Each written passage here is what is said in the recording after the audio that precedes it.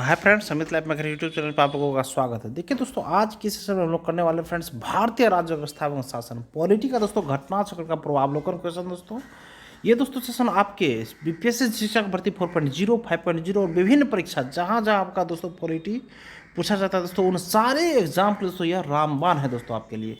और देखिए दोस्तों, अभी तक में टोटल हम लोग इसका दोस्तों 29 चैप्टर कंप्लीट कर चुके हैं दोस्तों। और आज जो दोस्तों हमारा होने वाला वो है दोस्तों चैप्टर नंबर 30। देखिए दोस्तों, चैप्टर नंबर 30 दोस्तों हम लोग करेंगे फ्रेंड्स ये। और देखिए दोस्तों, यह सेशन आपके हमेशा एग्जाम के पर्पज से दृष्टिकोण से बहुत ही महत्वपूर्ण रहने वाला दोस्तों, आप ध्यान रखिएगा दोस्तों। देखिए दोस्तों, हम लोग अपने सेशन को स्टार्ट करते हैं फ्रेंड्स। देखिए दोस्तों, केंद्र राज्य संबंध ये चैप्टर दोस्तों, और इस चैप्टर से 1990 से लेकर अभी तक में जितने सारे क्वेश्चन पूछे गए दोस्तों, उन सारे क्वेश्चन को हम लोग एक एक करके सॉल्व करेंगे दोस्तों। सबसे पहले इसका थ्योरी कंप्लीट करते हैं दोस्तों। देखिए इसका थ्योरी है दोस्तों, देखिए विधायी संबंध जो है दोस्तों केंद्र राज्य के बीच में दोस्तों, ये देखिए केंद्र और राज्यों के मध्य बेहतर संबंधों की स्थापना के लिए उनके मध्य विधायी, प्रशासनिक एवं वित्तीय संबंधों का वर्णन संविधान के भाग 11 एवं 12 में किया गया है। संविधान के भाग 11 में अनुच्छेद 245 से 255 तक केंद्र और राज्यों के विधायी संबंध के प्रावधान उल्लिखित हैं। और अनुच्छेद 245 के 1 के अनुसार संसद भारत के संपूर्ण राज्य क्षेत्र या उनके किसी भाग के लिए विधि बना सकेगी, और किसी राज्य का विधानमंडल संपूर्ण राज्य या उसके किसी भाग के लिए विधि बना सकेगा। अनुच्छेद 247 के तहत संसद को अधिकार है कि वह संघ सूची के विषय से संबंधित विधि के संदर्भ में अधिक अच्छे प्रशासन हेतु कुछ अतिरिक्त न्यायालयों की स्थापना कर सकती है। संविधान के अनुच्छेद 246 के तहत केंद्र एवं राज्यों के मध्य विधायी शक्तियों के बंटवारे के लिए 3 सूचियों, संघ सूची, राज्य सूची और समवर्ती सूची को संविधान की 7वीं अनुसूची में वर्णित किया गया दोस्तों। अनुच्छेद 246 के अंतर्गत दोस्तों संविधान के अनुच्छेद 248 के अनुसार अवशिष्ट विधायी शक्तियाँ संघीय संसद को सौंपी गई है। संविधान 101वां संविधान संशोधन दोस्तों अधिनियम 2016 से अंतः स्थापित नए अनुच्छेद 246 के तहत संसद को और प्रत्येक राज्य के विधानमंडल को संघ द्वारा या उस राज्य द्वारा अधिरोपित माल और सेवा कर जीएसटी के संबंध में विधियां बनाने की शक्तियां दी गई है। साथ ही माल या सेवाओं के अंतर राज्यिक व्यापार की स्थिति में माल और सेवा कर के संबंध में संसद को विधियां बनाने की अनन्य शक्ति सौंपी गई है। भारतीय संविधान के का अनुच्छेद 249 राज्य सूची के विषय के संबंध में संसद की विधायी शक्तियों से संबंधित है। यदि राज्यसभा ने उपस्थित और मत देने वाले राज्यों सदस्यों में से कम 2/3 सदस्यों द्वारा समर्थित संकल्प द्वारा घोषित किया है कि राष्ट्रीय हित में यह आवश्यक या समीचीन है कि संसद राज्य सूची के विषय या माल और सेवा कर पर विधि बनाए तो संसद उस विषय या माल और सेवा कर पर कानून बना सकती है। अनुच्छेद 250 के 1 के अनुसार राष्ट्रपति द्वारा राष्ट्रीय आपातकाल घोषित किए जाने की स्थिति में संसद को राज्य सूची में वर्णित विषयों या माल और सेवा कर पर विधि बनाने का अधिकार प्राप्त हो जाता है। अनुच्छेद 251 के अनुसार यदि संसद द्वारा अनुच्छेद 249 और अनुच्छेद 250 के अधीन बनाई गई विधियों और राज्यों के विधान मंडलों द्वारा बनाई गई विधियों में से असंगति पाई जाती है तो संसद द्वारा निर्मित विधि प्रभावी होगी। और अनुच्छेद 252 के तहत 2 या अधिक राज्यों के लिए उनकी सहमति से विधि बनाने की संसद की शक्ति और इसी विधि का किसी अन्य राज्य द्वारा अंगीकार किया जाना उल्लिखित है। अनुच्छेद 253 के तहत संसद को किसी अन्य देश या देशों के साथ की गई किसी संधि, करार या अभिसमय अथवा किसी अंतर्राष्ट्रीय सम्मेलन, संगम या अन्य निकाय में किए गए किसी विनिश्चय के कार्यान्वयन के लिए भारत के संपूर्ण राज्य क्षेत्र या उससे किसी भाग के लिए कोई विधि बनाने की शक्ति है दोस्तों। अब देखिए फ्रेंड, प्रशासनिक संबंध संविधान के भाग 11 के अंतर्गत अनुच्छेद 256 से 263 के तहत केंद्र और राज्यों के मध्य प्रशासनिक संबंधों का उल्लेख किया गया है। और अनुच्छेद 256 के अनुसार प्रत्येक राज्य की कार्यपालिका शक्ति का इस प्रकार प्रयोग किया जाएगा जिससे संसद द्वारा निर्मित विधियों का अनुपालन सुनिश्चित रहे, और संघ की कार्यपालिका शक्ति का विस्तार किसी राज्य को ऐसे निर्देश देने तक होगा जो भारत सरकार को इस प्रयोजन के लिए आवश्यक प्रतीत हो दोस्तों। अनुच्छेद 257 के तहत संघ सरकार द्वारा दशाओं में राज्यों पर नियंत्रण रखती है। इस अनुच्छेद के अनुसार प्रत्येक राज्य की कार्यपालिका शक्ति का प्रयोग इस प्रकार किया जाएगा जिससे संघ की कार्यपालिका शक्ति का प्रयोग प्रभावित न हो, और संघ की कार्यपालिका शक्ति का विस्तार किसी राज्य को ऐसे निर्देश देने तक होगा जो भारत सरकार को इस प्रयोजन हेतु आवश्यक प्रतीत हों। अनुच्छेद 258 के अनुसार राष्ट्रपति किसी राज्य सरकार की सहमति से उस सरकार को या उसके अधिकारियों को ऐसे किसी विषय से संबंधित कृत्य जिन पर संघ की कार्यपालिका शक्ति का विस्तार है सशर्त या बिना शर्त सौंप सकेगा। और अनुच्छेद 258 के क के अनुसार किसी राज्य का राज्यपाल भारत सरकार की सहमति से उस सरकार को या उसके अधिकारियों को ऐसे विषय से संबंधित कृत्य जिन पर उस राज्य की कार्यपालिका शक्ति का विस्तार है सशर्त या बिना शर्त सौंप सकेगा। और अनुच्छेद 262 के 1 के अनुसार संसद विधि द्वारा किसी अंतर्राज्यिक नदी या नदी दून या उसके जल के प्रयोग वितरण या नियंत्रण के संबंध में किसी विवाद या परिवाद के न्याय निर्णयन के लिए उपबंध कर सकेगी। और अनुच्छेद 263 के अनुसार राज्यों के बीच विवादों की जांच करने और उन पर सलाह देने कुछ या सभी राज्यों के अथवा संघ और एक या अधिक राज्यों के समान हित से संबंधित विषयों के अन्वेषण और उन पर विचार विमर्श करने या ऐसी किसी विषय पर सिफारिश करने और विशेष रूप से उस विषय के संबंध में नीति और कार्यवाही के अधिक अच्छे समन्वय के लिए सिफारिश करने हेतु राष्ट्रपति आदेश द्वारा अंतर्राज्य परिषद की स्थापना करेगा दोस्तों। और वित्तीय संबंध की फ्रेंड्स अब संविधान के भाग 12 के अंतर्गत अनुच्छेद 268 से 281 के तहत केंद्र तथा राज्य सरकारों के मध्य राजस्वों के वितरण संबंधी प्रावधान किए गए या संग्रहित किया जाएगा अन्यथा नहीं। अनुच्छेद 266 के तहत भारत और राज्यों की संचित निधियों और लोक लेखों का उल्लेख किया गया है। अनुच्छेद 267 के 1 के तहत संसद विधि द्वारा भारत की आकस्मिक निधि की स्थापना कर सकेंगी। और अनुच्छेद 267 के 2 के तहत राज्य विधानमंडल विधि द्वारा राज्य की आकस्मिकता निधि की स्थापना कर सकेगा। और अनुच्छेद 268 में संघ द्वारा उद्गृहित किए जाने वाले किंतु राज्यों द्वारा संग्रहित और विनियोजित किए जाने वाले शुल्क अनुच्छेदों 269 में संघ द्वारा उद्गृहित और संग्रहित किंतु राज्यों को सौंपे जाने वाले कर अनुच्छेद 269 के क में अंतर्राज्यिक व्यापार या वाणिज्य के अनुक्रम में माल और सेवा कर का उद्ग्रहण और संग्रहण अनुच्छेद 270 में उद्गृहित कर और उनका संघ और राज्यों के बीच वितरण तथा अनुच्छेद 271 में कुछ शुल्कों और करों पर संघ के प्रयोजनों के लिए अधिभार संबंधी उपबंध है। और अनुच्छेद 275 के तहत कुछ राज्यों को संघ से अनुदान की व्यवस्था की गई है। संविधान 101वां संशोधन अधिनियम 2016 से अंतः स्थापित नए अनुच्छेद 279 के क के तहत माल और सेवा कर परिषद संबंधी प्रावधान किए गए हैं। अनुच्छेद 280 के 1 के अनुसार राष्ट्रपति संविधान के प्रारंभ के 2 वर्ष के भीतर और तत्पश्चात प्रत्येक 5वें वर्ष की समाप्ति पर या ऐसे पूर्वोत्तर समय पर जिसे राष्ट्रपति आवश्यक समझता है आदेश द्वारा वित्त आयोग का गठन करेगा जो राष्ट्रपति द्वारा नियुक्त किए जाने वाले एक अध्यक्ष और 4 अन्य सदस्यों से मिलकर बनेगा। अनुच्छेद 281 के तहत राष्ट्रपति वित्त आयोग द्वारा की गई प्रत्येक सिफारिश को उस पर की गई कार्रवाई के स्पष्टीकारक ज्ञापन सहित संसद के प्रत्येक सदन के समक्ष रखवाएगा। केंद्र राज्य संबंधों पर विचार करने के लिए न्यायमूर्ति R.S. सरकारिया की अध्यक्षता में जून 1983 में एक आयोग का गठन किया गया था। V. शिवरामन तथा S.R. सेन इसके अन्य 2 सदस्य थे। इस आयोग ने जनवरी 1988 में अपनी रिपोर्ट सौंपी थी। और केंद्र राज्य संबंधों से संबंधित अन्य आयोगों समितियों में राजमन्दार समिति 1969 तथा पूंछी आयोग 2007 शामिल है इसमें। अब देखिए फ्रेंड्स क्वेश्चन हम लोग एक एक करके देखते थे इस चैप्टर का। देखिए फ्रेंड नेक्स्ट क्वेश्चन है हम लोग का क्वेश्चन नंबर फर्स्ट। भारत के केंद्र राज्य संबंध प्रस्तावित होते हैं दोस्तों। ये जो प्रस्तावित होते हैं दोस्तों ऑप्शन इसका डी सही है दोस्तों। 1 2 3 4 टोटल ऑप्शन इसका सही है दोस्तों। देखिए फ्रेंड्स संविधान के प्रावधानों से नियोजन प्रक्रियाओं से राजनीतिक हितों के अंतर विरोध से हुक्म चलाने की इच्छा प्रबलता से दोस्तों ये सारा संबंध प्रभावित होते हैं दोस्तों।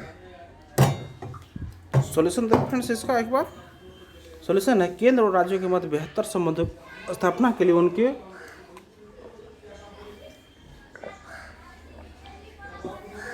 उनके मध्य विधायी प्रशासनिक एवं वित्तीय संबंधों का वर्णन संविधान के भाग 11 एवं 12 में किया गया है। भारत में केंद्रीय नियोजन प्रणाली को अपनाया गया है। व्यवहार में यह देखने में आया है कि केंद्र एवं राज्यों में एक दलीय सरकारों के होने या विपरीत दलों की सरकारों के होने पर दोनों के मध्य संबंधों में उतार चढ़ाव आते रहते हैं। यद्यपि ये राष्ट्र के विकास में बाधक है दोस्तों। नेक्स्ट है फ्रेंड्स, भारत में केंद्र राष्ट्र संबंध निर्भर करते हैं दोस्तों। भारत में केंद्र राष्ट्र संबंध निर्भर करते हैं दोस्तों, सभी पे निर्भर करते हैं दोस्तों। संवैधानिक प्रावधानों पर, परंपराओं तथा व्यवहारों पर, न्यायिक व्याख्याओं पर, बातचीत के लिए यंत्र विराम पर दोस्तों, ये टोटल पे निर्भर करते हैं दोस्तों। ऑप्शन नंबर डी सही है दोस्तों। नेक्स्ट सोल्यूशन देखिए फ्रेंड्स इसका, भारत में केंद्र राष्ट्र संबंध संवैधानिक प्रावधानों, परंपराओं और व्यवहारों, न्यायिक व्याख्याओं तथा बातचीत के लिए यंत्र विराम, मैकेनिज्म फॉर डायलॉग, इन चारों पर निर्भर करते हैं। नेक्स्ट क्वेश्चन देखिए दोस्तों, एक संघीय राज्य व्यवस्था में सम्मिलित है दोस्तों। क्या सम्मिलित है फ्रेंड्स? देखिए दोस्तों, इसमें 1 2 3 4 टोटल ऑप्शन सम्मिलित है दोस्तों। संघ और राज्यों के बीच संबंध, राज्यों के मत संबंध, समन्वय के लिए तंत्र, विवादों को सुलझाने के लिए तंत्र दोस्तों, ये टोटल ऑप्शन इसका दोस्तों 1 2 3 4 दोस्तों सभी सही है दोस्तों। सोल्यूशन देखिए फ्रेंड्स इसका एक बार आप लोग देखिए फ्रेंड्स, संघीय राज्य व्यवस्था में संघ और राज्यों के बीच संबंध, राज्यों के मध्य आपस में संबंध, पारस्परिक समन्वय के लिए तंत्र और विवादों को सुलझाने के लिए तंत्र से चारों ही सम्मिलित है दोस्तों। केंद्र राज्य संबंधों को विशेष रूप से किस प्रसंग में म्यूनिसिपल संबंध कहा गया है? विधायन के क्षेत्र में राज्य पर केंद्र के नियंत्रण के प्रसंग में दोस्तों, ये ऑप्शन देखिए फ्रेंड्स इसका ऑप्शन नंबर डी सही है दोस्तों। देखिए, योजना प्रकरण में राज्य पर केंद्र के नियंत्रण के प्रसंग में दोस्तों, ये ऑप्शन डी सही है दोस्तों। योजना प्रकरण में राज्य पर केंद्र के नियंत्रण के प्रसंग में दोस्तों, ये केंद्र राज्य संबंधों को विशेष रूप से किसी प्रसंग में दोस्तों म्यूनिसिपल संबंध कहा गया दोस्तों। सॉल्यूशन देखिए फ्रेंड्स, म्यूनिसिपल संबंध का आशय सरकार के सभी स्तरों, केंद्र, राज्य, स्थानीय आदि में आपसी भागीदारी और परस्पर सहयोग से है। भारत में पंचायती राज अधिनियम लागू होने के बाद स्थानीय विकास के लिए योजना निर्माण, वित्तीय स्वायत्तता तथा संसाधनों के संग्रह एवं प्रबंधन में केंद्र, राज्य तथा स्थानीय निकायों सभी की भागीदारी सुनिश्चित की गई और इससे योजना निर्माण में राज्यों पर केंद्र का नियंत्रण अत्यंत सीमित हो गया तथा केंद्र राज्य संबंधों में नया आयाम जुड़ा है दोस्तों। नेक्स्ट है फ्रेंड्स, 5 नंबर क्वेश्चन देखिए, भारतीय राजकोषीय संघवादी व्यवस्था में संसाधनों का केंद्र द्वारा राज्यों का आवंटन किया जाता है। वर्तमान में निम्न में से कौन संसाधनों के आवंटन का एक माध्यम नहीं है दोस्तों? तो ऑप्शन देखिए फ्रेंड्स सी, कि गॉडगिल सूत्र के अनुसार अंतर्गत योजना कार्यान्वयन के लिए स्थानांतरण दोस्तों, ये माध्यम नहीं है दोस्तों। गॉडगिल सूत्र के अंतर्गत योजना कार्यान्वयन के लिए स्थानांतरण ये माध्यम नहीं है। सोल्यूशन देखिए इसका, गॉडगिल सूत्र के अंतर्गत योजना कार्यान्वयन के लिए राज्यों को स्थानांतरण पंचवर्षीय योजनाओं के संदर्भ में किया जाता था।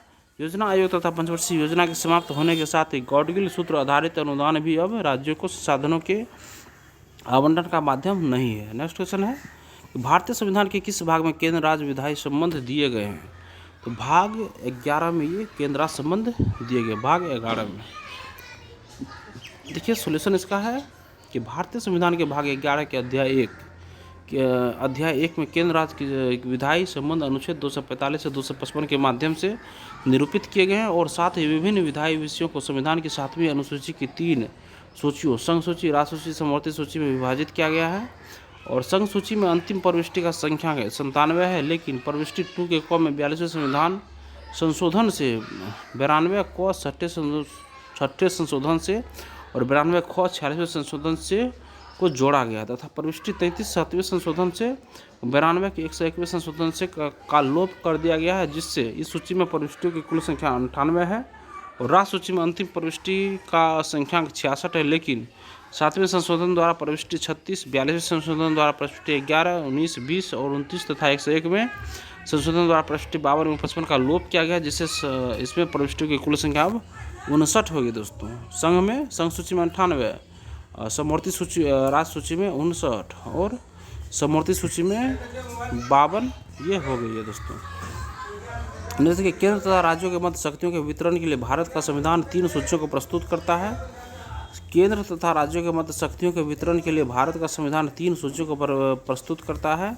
निम्न में से कौन 2 अनुच्छेद शक्तियों के वितरण को विनियमित करते हैं? तो यह है दोस्तों अनुच्छेद 245 और 246। सोल्यूशन देखिए फ्रेंड्स इसका, अनुच्छेद 4 पहली एवं चौथी अनुसूची के संशोधन, अनुच्छेद 5 संविधान के प्रारंभ पर नागरिकता और अनुच्छेद 56 एवं 57 राष्ट्रपति की पदावधि और पुनर्विचार हेतु पात्रता तथा अनुच्छेद 141 एवं 142 उच्चतम न्यायालय की शक्तियों के बारे में उपबंधों से संबंधित है, जबकि अनुच्छेद 245 संसद और राज्य विधानमंडलों द्वारा बनाई जाने वाली विधियों के विस्तार की राज्य क्षेत्रीय सीमा को निश्चित करता है। और अनुच्छेद 246 7वीं अनुसूची की सूची फर्स्ट संघ सूची में शामिल किसी भी विषय और केंद्र को तथा सूची सेकंड राज्य सूची में शामिल विषयों पर राज्यों को कानून बनाने की इजाज़त देता है। वही सूची थर्ड समवर्ती सूची के विषयों पर केंद्र और राज्य दोनों के कानून बना सकते हैं। इस प्रकार अनुच्छेद 245 तथा 246 केंद्र और राज्यों के मध्य विधायी शक्तियों के वितरण को विनियमित करते हैं। नेक्स्ट क्वेश्चन देखिए, केंद्र राज्य संबंध किस अनुसूची में दोस्तों? ये दोस्तों 7वीं अनुसूची में है।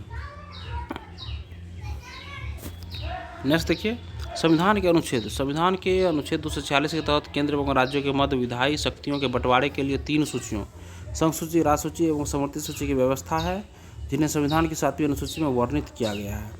नेक्स्ट, विधायी शक्तियों का केंद्र तथा राज्यों के मध्य वितरण संविधान की निम्न अनुसूचियों में से एक है। ऑप्शन बी 7वीं। नेक्स्ट देखिए फ्रेंड्स, वे विषय जिन पर केंद्र व राज्य सरकारें दोनों कानून बना सकती है उल्लिखित है दोस्तों किसमें? ये समवर्ती सूची में उल्लिखित है दोस्तों। सॉल्यूशन देखिए, समवर्ती सूची पर संघ और राज्य दोनों कानून बना सकते हैं, परंतु यदि संघ और राज्य के कानूनों में अंतर्विरोध होता है तो संघ का कानून मान्य होगा। नेक्स्ट देखिए, भारत में निम्नलिखित में से किसे शिशुओं और अवयस्कों के साथ साथ आर्थिक और सामाजिक योजनाओं के लिए विधि निर्माण की शक्तियाँ प्रदत्त है दोस्तों? तो ऑप्शन सी इसका सही होगा, केंद्र एवं राज्य दोनों सरकारों द्वारा, दोनों सरकारों को। देखो, संविधान के अनुच्छेद 246 के उपबंधों के तहत 7वीं अनुसूची में केंद्र और राज्य के बीच विधायी विषयों के संबंध में त्रिस्तरीय व्यवस्था की गई है। सूची फर्स्ट संघ सूची, सूची सेकंड राज्य सूची और सूची थर्ड समवर्ती सूची। और शिशु और अवयस्क प्रविष्टि 5 के तहत तथा आर्थिक एवं सामाजिक योजना प्रविष्टि 2020 के तहत समवर्ती सूची के विषय अंततः इन विषयों के संबंध में कानून बनाने का अधिकार केंद्र एवं राज्य दोनों को है। अतः संविधान में शिशुओं एवं अल्पवयस्कों के साथ साथ आर्थिक और सामाजिक योजनाओं के लिए विधि निर्माण की शक्तियाँ केंद्र एवं राज्य दोनों सरकारों को प्रदत्त है इसमें। नेक्स्ट देखिए, भारतीय संविधान में अवशिष्ट शक्तियाँ किसमें सन्निहित है? तो ये संसद में सन्निहित है, संसद में। नेक्स्ट देखिए, संविधान के अनुच्छेद 248 के 1 के अनुसार संसद को किसी ऐसे विषय के संबंध में जो समवर्ती सूची या राज्य सूची में परिगणित नहीं है विधि बनाने की अनन्य शक्ति है, जबकि पूर्णतः संघीय व्यवस्था में अवशिष्ट विधायी शक्तियां प्रायः राज्यों को प्रदान की जाती है, जैसे कि संयुक्त राज्य अमेरिका की संघीय प्रणाली में अवशिष्ट विधायी शक्तियां राज्यों को सौंपी गई है। नेक्स्ट, भारतीय संविधान ने अवशिष्ट अधिकारों को संघीय सरकार को दिया है दोस्तों।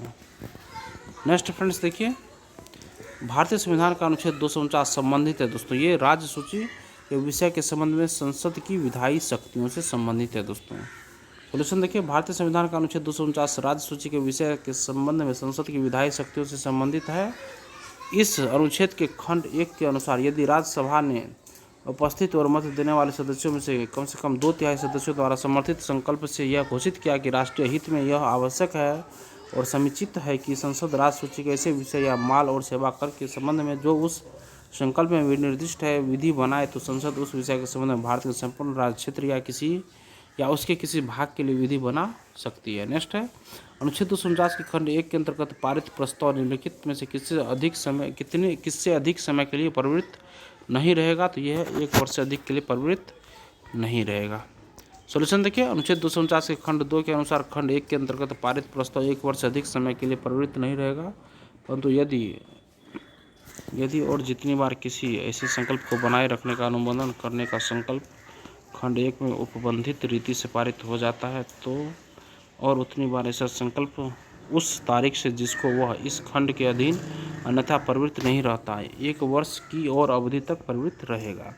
नेक्स्ट, राज्यसभा द्वारा संविधान के अनुच्छेद 249 के अंतर्गत पारित संकल्प जिसके द्वारा संसद को राज्य सूची के विषय पर राष्ट्रीय हित में विधि निर्मित करने का अधिकार दिया गया हो प्रवृत्त रहेगा, वह 1 वर्ष से अधिक नहीं प्रवृत्त रहेगा। ये नेक्स्ट देखिए, निम्नलिखित में से किस अनुच्छेद के अनुसार भारतीय संविधान के अंतर्राज्यीय परिषद के संबंध में प्रावधान करता है दोस्तों?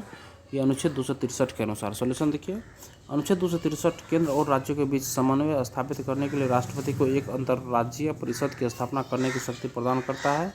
यदि उसे यह प्रतीत हो कि उसकी स्थापना से लोक हितों की सिद्धि होगी, उनकी स्थापना राज्यों के बीच विवादों की जाँच करने और उन पर सलाह देने, कुछ या सभी राज्यों के अथवा संघ और एक या अधिक राज्यों के समान हित से संबंधित विषयों के अन्वेषण और उन पर विचार करने या ऐसे किसी विषय पर सिफारिश करने और विशेष रूप से उस विषय के संबंध में नीति और कार्यवाही के अधिक अच्छे समन्वय के लिए सिफारिश करने के लिए राष्ट्रपति के आदेश द्वारा की जाती है। अतः अंतर्राज्यीय परिषदों का निर्मित स्रोत संवैधानिक है।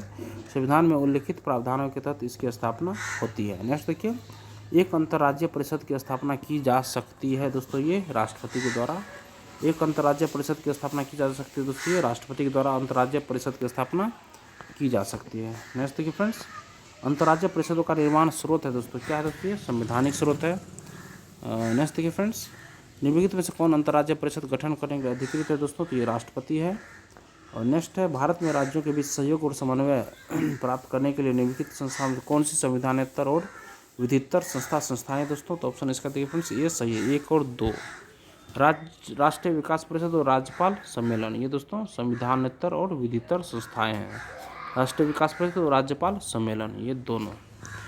देखिए, अंतर्राज्यीय परिषद का उल्लेख संविधान के अनुच्छेद 263 में किया गया है। अतः यह एक संवैधानिक संस्था है। आंचलिक या क्षेत्रीय परिषदें संसद के अधिनियम के प्रावधानों के तहत गठित की गई है। अतः ये विधिक संस्थाएं हैं।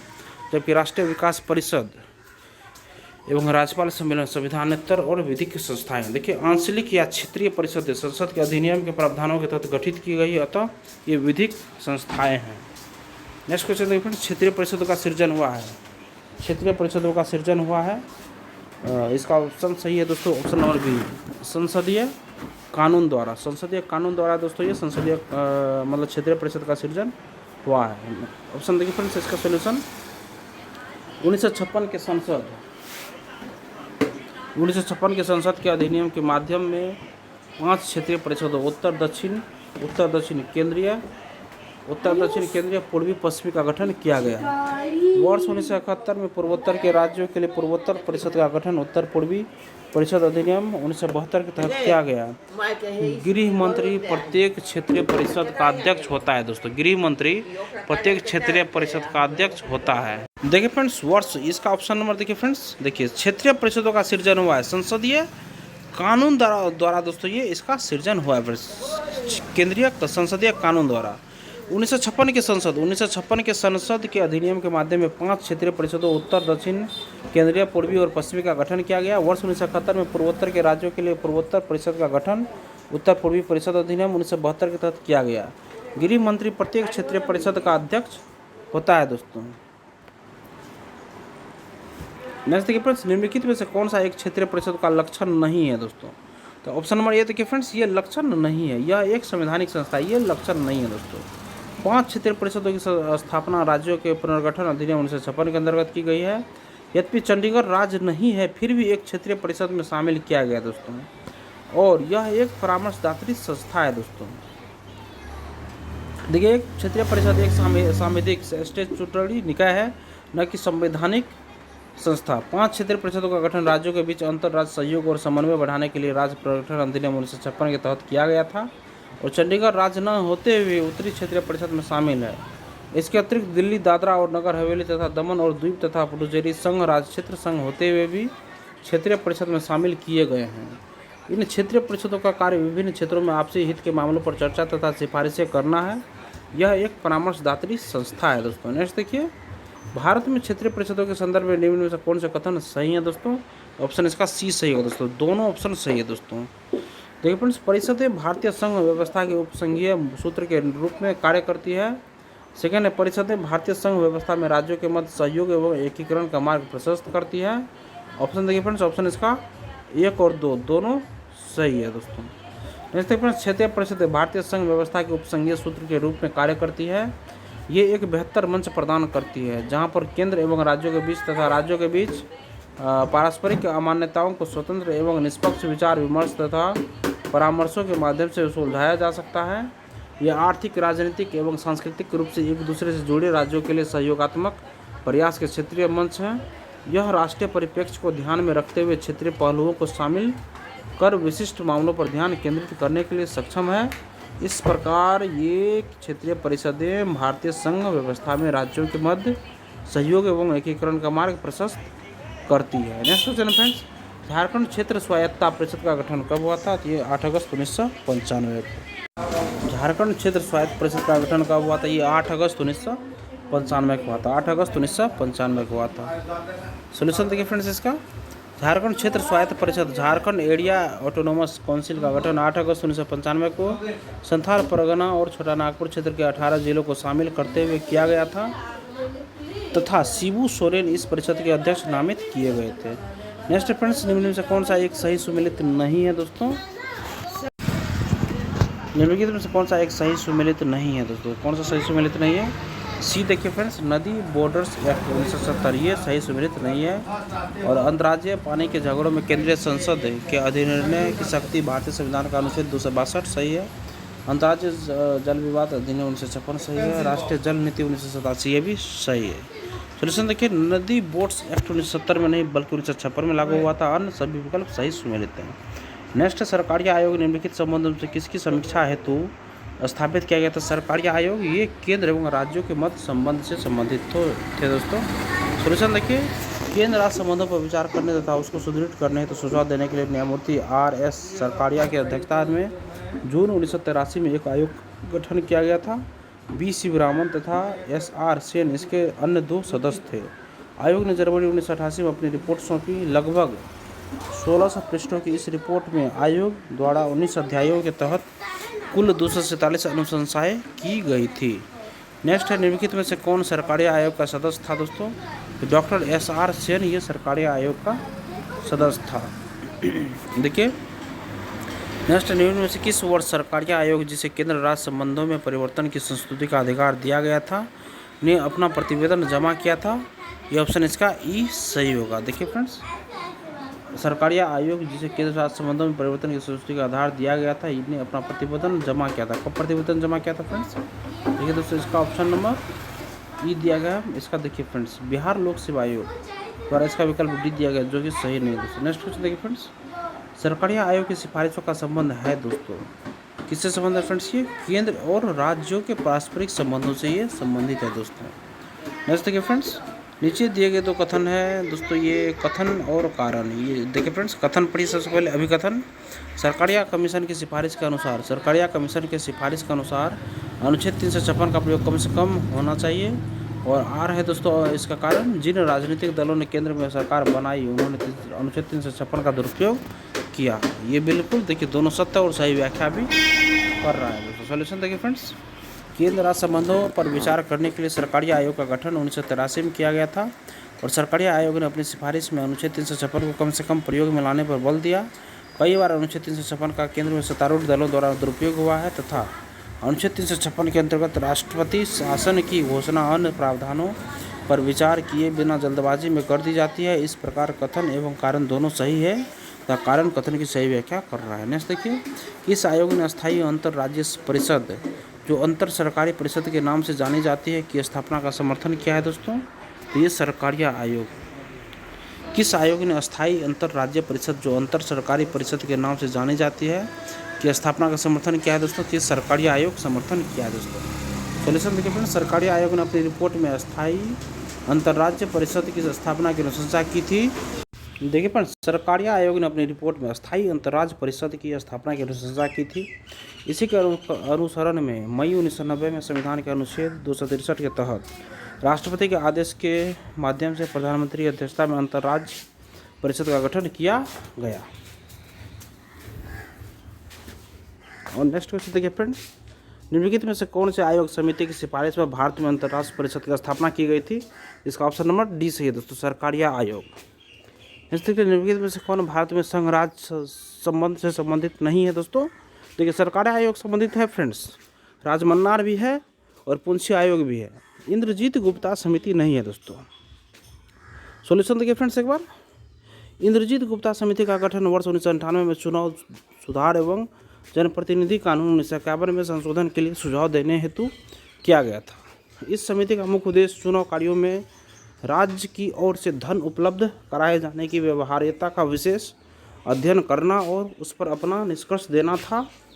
शीर्ष तीनों संघ राज्य संबंध से संबंधित है दोस्तों। जैसे कि फ्रेंड्स, नीचे 2 वक्तव्य दिए गए दोस्तों, अभिकथन और कारण। कथन देखिए फ्रेंड्स, केंद्र राज्य संबंधों पर पुनर्विचार की मांगें बढ़ती रही हैं। और कारण है दोस्तों, राज्यों के पास विकास कार्यों के लिए पर्याप्त साधन नहीं है दोस्तों। देखिए इसका ऑप्शन नंबर ए सही है दोस्तों, दोनों सही है दोस्तों और सही व्याख्या भी कर रहा है। देखिए सोल्यूशन फ्रेंड्स इसका, भारतीय संघ में केंद्र की स्थिति और भूमिका शक्तिशाली है तथा इस संबंध में राज्यों पर केंद्र का वर्चस्व है। यद्यपि वित्तीय विषयों पर बंटवारा दोनों के मध्य किया गया है, किंतु वित्तीय स्रोतों का आवंटन केंद्र के पक्ष में अधिक है। राज्यों के पास विकास कार्यों के लिए पर्याप्त संसाधन नहीं है। यही कारण है कि केंद्र राज्य संबंधों पर पुनर्विचार की मांगें बढ़ती जा रही है। इस प्रकार कथन एवं कारण दोनों सही है तथा कारण कथन की सही व्याख्या कर रहा है। नेक्स्ट क्वेश्चन देखिए दोस्तों, अभिकथन और कारण। अभिकथन फ्रेंड्स, राज्य की कार्यपालिका शक्ति का प्रयोग संसद के कानूनों तथा राज्यों में लागू कानूनों का अनुपालन सुनिश्चित करने हेतु होता है।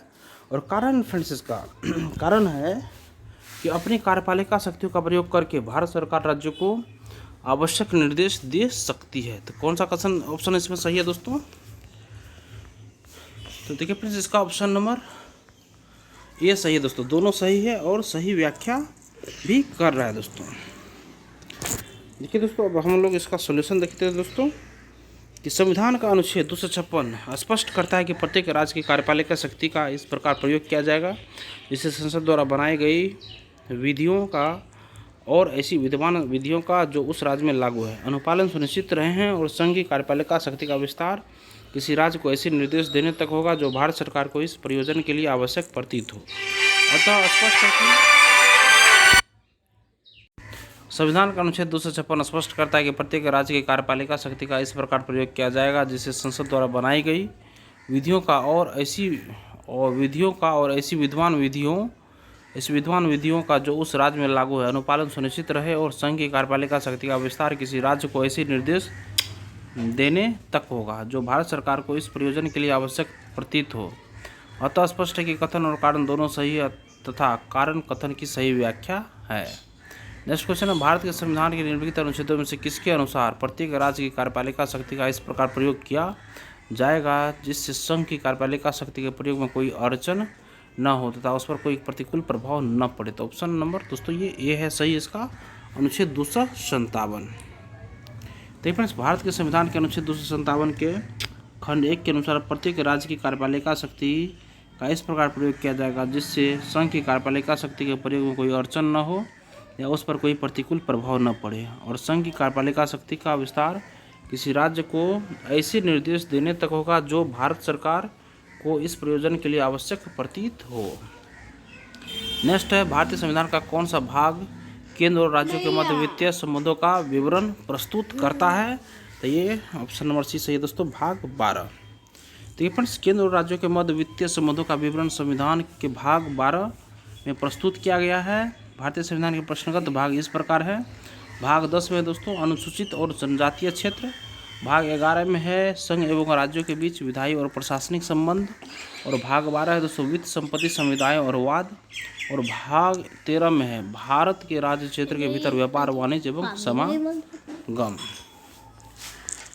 जैसे देखिए फ्रेंड्स, केंद्र सरकार द्वारा राज्यों के मध्य आर्थिक संबंधों की विवेचना की गई है दोस्तों, ये अनुच्छेद 268 से 281 के अंतर्गत। देखिए फ्रेंड्स, केंद्र सरकार तथा राज्यों के मध्य आर्थिक या वित्तीय संबंधों की विवेचना भारतीय संविधान के अनुच्छेद 268 से 281 संघ और राज्यों के मध्य राजस्व का वितरण के अंतर्गत की गई है। इनमें वित्तीय आगम स्रोतों का वितरण साम्यपूर्ण बनाने के लिए एक जटिल तंत्र की रचना की गई है। साथ ही यह भी सुनिश्चित किया गया है कि यह विभाजन स्थायी न हो तथा निश्चित अंतरालों पर उसका पुनर्विलोकन हो और समायोजन किया जाए। नेक्स्ट है, भारत के संविधान में किस अनुच्छेद में करों को केंद्र द्वारा लगाया तथा एकत्रित किया जाता है लेकिन केंद्र और राज्यों के बीच वितरित किया जाता है? देखिए दोस्तों, इसका ऑप्शन नंबर सी सही है दोस्तों, अनुच्छेद 270। सोल्यूशन देखिए इसका, भारतीय संविधान के अनुच्छेद 270 के तहत प्रावधानित है कि संघ सूची में निर्दिष्ट सभी कर और शुल्क अनुच्छेद 268 से अनुच्छेद 269 और अनुच्छेद 269 क में निर्दिष्ट करों एवं शुल्कों को छोड़कर भारत सरकार द्वारा लगाए और एकत्रित किए जाएंगे तथा इन्हें संघ और राज्यों के मध्य वितरित किया जाएगा। नेक्स्ट क्वेश्चन है फ्रेंड्स, निम्न कथनों पर विचार कीजिए। भारत में वित्तीय सौदों पर स्टाम्प शुल्क, ऑप्शन नंबर डी इसका सही दोस्तों, दोनों में से कोई भी ऑप्शन इसका सही नहीं है दोस्तों। भारत में वित्तीय सौदों पर स्टाम्प शुल्क दोस्तों ये राज्य सरकार द्वारा लगाया वसूल किया जाता है, गलत है दोस्तों। वियोजन संघ सरकार द्वारा किया जाता है, ये भी गलत है। नेक्स्ट देखिए फ्रेंड्स, इसका सोल्यूशन अनुच्छेद 268 के अनुसार ऐसे स्टाम्प शुल्क जो संघ सूची में वर्णित है यथा संघ सूची की प्रविष्टि 91 में वर्णित वित्तीय सौदों पर स्टाम्प शुल्क उन्हें संघ द्वारा लगाया या उद्गृहित किया लिवाइड जाता है, किंतु जिन्हें राज्य सरकार द्वारा संग्रहित कलेक्टेड और विनियोजित किया जाता है। नेक्स्ट क्वेश्चन देखिए फ्रेंड्स, निम्नलिखित कथनों पर विचार कीजिए कि कौन सा कथन सही है दोस्तों। ऑप्शन ए देखिए फ्रेंड्स इसका सही होगा। संघ द्वारा लगाए जाते हैं दोस्तों ये बाजार में, शेयर में, फ्यूचर बाजार में।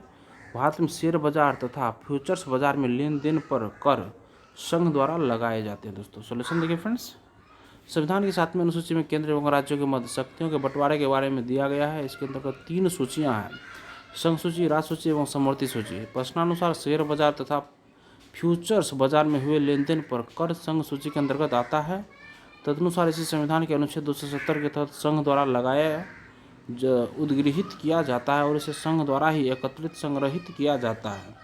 भारत में प्रतिभूति हस्तांतरण कर STT वर्ष 2004 में लागू किया गया था। नेक्स्ट दोस्तों, भारत में कर निर्दिष्टीकरण के संवैधानिक प्रावधानों के तहत निम्न में से कौन सा कर है जो पूरी तरह से राज्यों द्वारा लगाया और वसूला जाता है। तो ये दोस्तों भू राजस्व है दोस्तों, भू राजस्व। देखिए फ्रेंड्स, प्रश्नगत करों में से भू राजस्व संविधान की 7वीं अनुसूची की सूची 2 राज्य सूची की प्रविष्टि 45 भू राजस्व, जिसके अंतर्गत राजस्व का निर्धारण और संग्रहण, भू अभिलेखन का रखना और राजस्व के प्रयोजनों के लिए और प्राधिकारों के अभिलेखों के लिए सर्वेक्षण और राजस्व का अन्य संक्रामण है के तहत राज्यों के अधिकार क्षेत्र की विषय वस्तु है तथा इसे पूरी तरह से राज्यों द्वारा लगाए और वसूला जाता है। नेक्स्ट फ्रेंड्स, क्या संविधान के अंतर्गत भारतीय संघ के राज्य विदेशी ऋण सीधे लेने की शक्ति रखते हैं दोस्तों? नहीं। तो क्या संविधान के अंतर्गत भारतीय संघ के राज्य विदेशी ऋण सीधे लेने की शक्ति रखते हैं? तो नहीं दोस्तों। देखिए दोस्तों, संविधान के अनुच्छेद 293 के एक के तहत आई के तहत राज्यों की कार्यपालिका शक्ति का विस्तार उस राज्य की संचित निधि की प्रतिभूति पर ऐसी सीमाओं के भीतर यदि कोई हो ऐसे जिन्हें ऐसे राज्य का विधानमंडल समय समय पर विधि द्वारा नियत करे, भारत के राज्य क्षेत्र के भीतर उधार लेने तक और ऐसी सीमाओं के भीतर प्रत्याभूति देने तक ही है। अतः स्पष्ट है कि संविधान के अंतर्गत भारतीय संघ के राज्य विदेशी ऋण सीधे नहीं प्राप्त कर सकते हैं। राज्यों द्वारा विदेशी ऋण संघ केंद्र सरकार के माध्यम से भारत सरकार की प्रत्याभूति पर ही प्राप्त किया जा सकता है दोस्तों। नेक्स्ट देखिए फ्रेंड्स, राज्य सरकारों को कृषि ऐप पर कौन असमान उद्देशित करता है दोस्तों भारत का संविधान करता है दोस्तों। सोल्यूशन देखिए दोस्तों, संविधान की 7वीं अनुसूची के तहत राज्य सूची में प्रविष्टि 46 के तहत कृषि ऐप पर कर का उल्लेख है, अर्थात यह विषय राज्यों के अधिकार क्षेत्र में है। साथ ही संविधान के अनुच्छेद 274 में कृषि ऐप कर या ऐसे प्रावधान जिनसे राज्य हितबद्ध है हेतु प्रावधान नियत किए गए हैं। नेक्स्ट दोस्तों, केंद्र और राज्य के बीच वित्तीय फिस्कल विवादों के निपटारे हेतु मुख्य एजेंसी क्या है दोस्तों? ये दोस्तों है सर्वोच्च न्यायालय है दोस्तों। नेक्स्ट देखिए फ्रेंड्स, सोल्यूशन इसका, केंद्र और राज्यों के बीच वित्तीय विवादों के निपटारे हेतु मुख्य एजेंसी सर्वोच्च न्यायालय है। भारतीय संविधान के अनुच्छेद 131 के तहत वह उपयुक्त मामलों का निपटारा करता है, जबकि वित्त आयोग संघ और राज्यों के मध्य वित्त के बंटवारे के संदर्भ में सिफारिश करता है। नेक्स्ट क्वेश्चन फ्रेंड्स, निम्नलिखित करों में से किसके अंतर्गत व्यक्ति द्वारा देय पूर्ण धनराशि संविधान द्वारा सीमित कर दी गई है दोस्तों? ये दोस्तों व्यापार, व्यवसाय एवं वृत्ति कर दोस्तों। देखिए फ्रेंड्स, अनुच्छेद 276 के 2 के तहत राज्य को या उस राज्य में किसी एक नगरपालिका, जिला बोर्ड, स्थानीय बोर्ड या अन्य स्थानीय प्राधिकारी को किसी एक व्यक्ति के बारे में वृत्तियों, व्यापारों, आजीविकाओं और नियोजनों पर करों के रूप में संदेह कुल रकम 2500 रुपया 60वें संविधान संशोधन 1988 द्वारा 250 रुपया के स्थान पर प्रतिवर्ष तक सीमित कर दी गई है। नेक्स्ट फ्रेंड्स, भारतीय संविधान के निम्नलिखित किन अनुच्छेदों द्वारा अंतर्राज्यीय व्यापार एवं व्यवसाय की स्वतंत्रता प्रदान की गई है दोस्तों? तो अनुच्छेद 301 में दोस्तों। भारतीय संविधान के निम्नलिखित किन अनुच्छेदों में द्वारा अंतर्राज्यीय व्यापार एवं व्यवसाय की स्वतंत्रता प्रदान की दोस्तों? तो अनुच्छेद 301 में। भारतीय संविधान के अनुच्छेद 301 के अनुसार भाग 13 के अन्य उपखंडों के अधीन रहते हुए भारत के राज्य क्षेत्र में सर्वत्र व्यापार, वाणिज्य और समागम आबद्ध होगा दोस्तों। और इसी के साथ दोस्तों हमारा सोल्यूशन मतलब सेशन यहीं पे ख़त्म होता है फ्रेंड्स, और यह चैप्टर भी केंद्र और राज्य का संबंध दोस्तों यहीं पे ख़त्म होता है दोस्तों। और सेशन अगर आप लोगों को पसंद आया फ्रेंड्स तो सेशन को 1 लाइक ज़रूर कीजिएगा और किसी एक ग्रुप में इसको शेयर कर दीजिएगा फ्रेंड्स, और चैनल को सब्सक्राइब कर लीजिए फ्रेंड्स। और लेटेस्ट इन्फॉर्मेशन पाने के लिए बेल आइकन के बटन को जरूर दबा लीजिएगा। धन्यवाद दोस्तों, आपका दिन शुभ।